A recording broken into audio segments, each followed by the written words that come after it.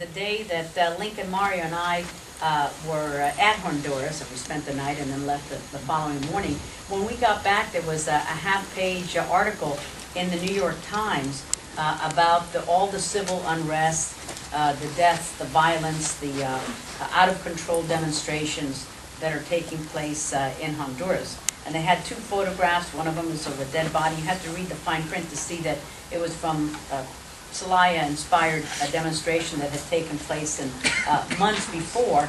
But that kind of press coverage on the day that we were there, and what we saw was a day just like any other day here in the United States, where children are going to school, where parents are going to work. And we were having Tea Party demonstrations.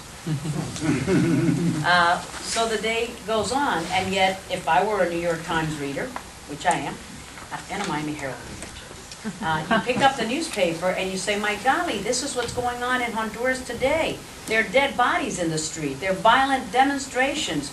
And what does the State Department do? They put out a travel advisory warning American citizens that going to Honduras is going to an unsafe environment. So the State Department is doing everything possible to create this environment of wariness from American travelers going to Honduras. No American entrepreneur wants to be investing in Honduras. And yet when you're in Honduras, if you were to be in Tegucigalpa, transported via Star Trek technology to Tegucigalpa, right this moment, you would see a very normal capital, a very normal day.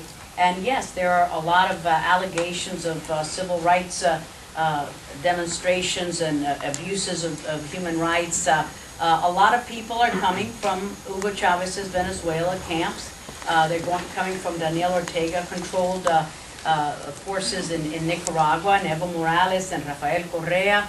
There are no doubts. There are a lot of ALBA-inspired groups, outsiders, coming into Honduras, trying to instigate violence in an unsafe environment.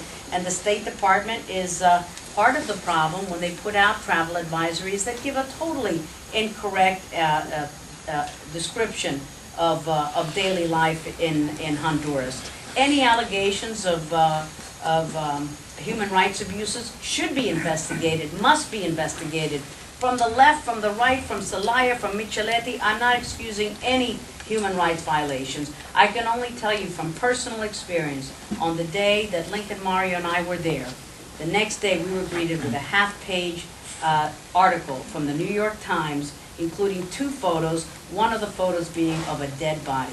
And in the headline was about the civil unrest continuing in Honduras. And what we saw was a very peaceful, normal day. Now businesses are down.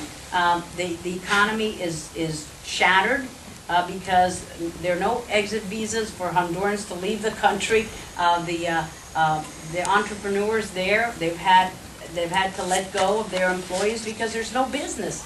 It's very difficult to continue a normal business day when the United States is trying to shut your doors. And that is in essence what the Obama administration is trying to do with Honduras. They're trying to shut their doors and say there's no more business as usual, and they're doing everything possible to not have the elections take place in a free and fair manner. Instead of promoting them, we're trying to do everything to dilute the enthusiasm by telling the people we're not going to respect the results.